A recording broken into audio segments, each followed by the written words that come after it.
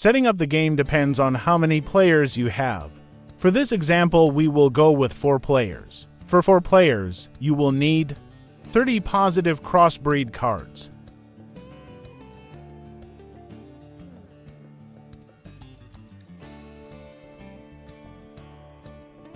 8 failed experiments or negative CrossBreed cards, 3 of the decoy cards,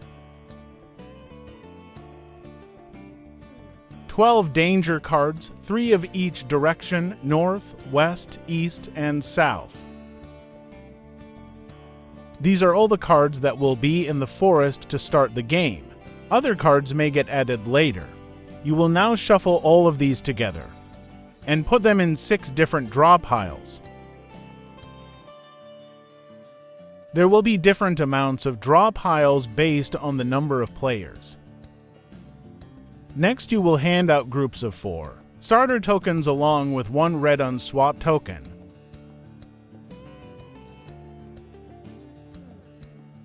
Then take all of the event cards, shuffle them, and place them next to the draw piles.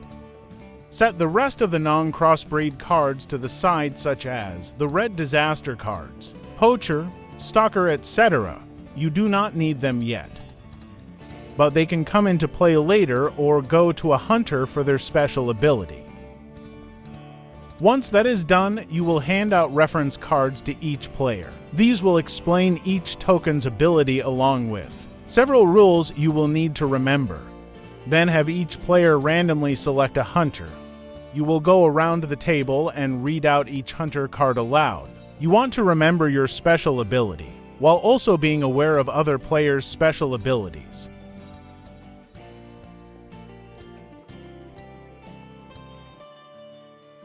Last part of the setup is finding out who the north player is. To do this, each player will roll the 12-sided die, and whoever gets the highest number will be the north player. That means the person across from them will be the south player. The person to the right of them will be the west player, and the person to the left will be the east player. Also, the north player will be tasked with tracking each round with the round tracking tokens and will start the game. Alright, we are ready to start hunting crossbreeds. When it is your turn, you only have 2 options. One is to use a token, or draw a card. Once you draw a card, your turn is over. You will still play out any actions or events. The card always goes face down in your woods, which is your hand, unless it's a yellow danger card. When drawing cards, you must do your best to build your woods in a 4x3. Then add on from there as needed with whatever space you have. When you draw a card, it must go face down in your woods, like you see here. The only card that goes face up in your woods is a danger card. In some cases, you may draw the stalker or poacher placed from the event card, or even a hunter's fire starter or booby trap cards. These will also go face up in your woods or to the side for tracking purposes. Now, danger cards. If you draw or acquire one of these, you must flip it over and follow the instructions immediately. 2 things will always happen. An animal card will escape a certain direction and an event card will be drawn. An escape is basically a player-specific draw. The player that drew the event card will choose which card he gives to the player that matches the direction on the danger card. The player receiving the card will confirm it's not another danger card. Then an event card will now be drawn. You will place your event card on top of the danger card like you see here. Now it is time for tokens. The trap token is used to steal another player's card. You place it in front of another player. When a card escapes that direction, or when someone plays a meat token in that direction, you will trap that card and it will now go into your woods. The drone token is used to get a look at the cards in the forest. You get to look at 4 cards anywhere in the forest. It does not have to be the top card of a draw pile. It can even be the bottom card of a draw pile. Don't forget that any time you look at a card, Everyone else must close their eyes.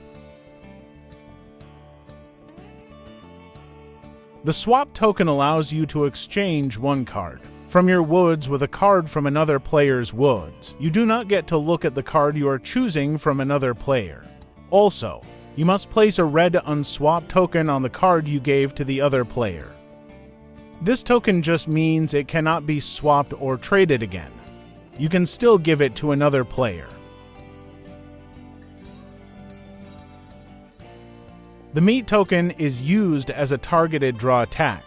You are attracting a card in whichever direction you place your meat token. You can also use it on yourself, if there is a trap where you placed your meat token. The card you draw goes to the person that placed the trap token. You cannot look at the card unless you are receiving it. You can strategically give someone a negative card with this token.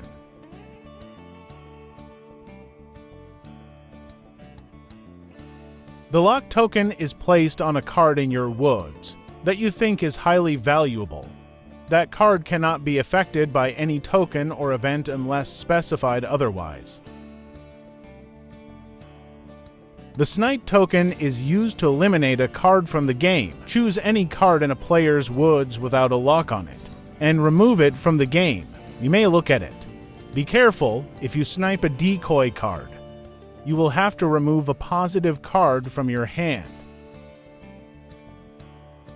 The binoculars are used to view any unprotected card in another player's woods. This token is best used when combining it with a snipe or swap token.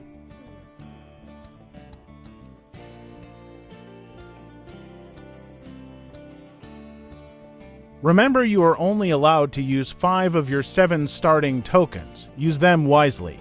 Your hunter or event tokens are separate from your starter tokens. What happens when back-to-back danger cards come up? We will show you. In this example, the north player's danger card says an animal has escaped to the south. The player will draw a card without looking and give it to the south player. The south player sees it's a danger card and flips it over. Now the south player has to draw a card and give it to the direction it says on the card. If that next card is a danger card, you continue this process. If the next card is not a danger card, you go back to the north player and draw an event card. Once that event is done, the south player will draw an event card. When the south player completes their event, this will conclude the north player's turn. Then the next player will go. Once every player has gone, that completes a round. Once you have completed 9 rounds or you ran out of cards, the game is over. When the game is over, you will add up all your positive and negative cards. Do not forget to count the combo icons. Whoever has the highest total wins.